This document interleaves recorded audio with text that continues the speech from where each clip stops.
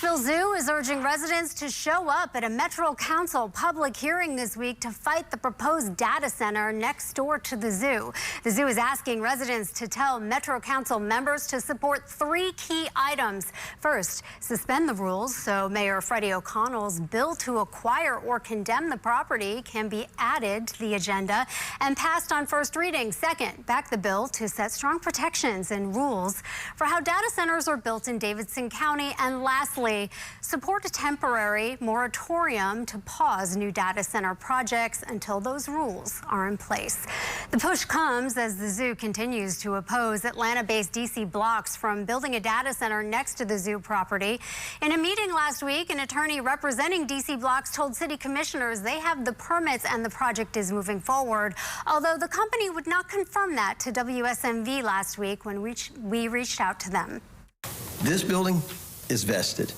They're going to build it there. We already have the permits in hand. We just want to work with the community to find a solution. The public hearing is scheduled for this Tuesday, July 7th at 6 p.m. at One Public Square downtown.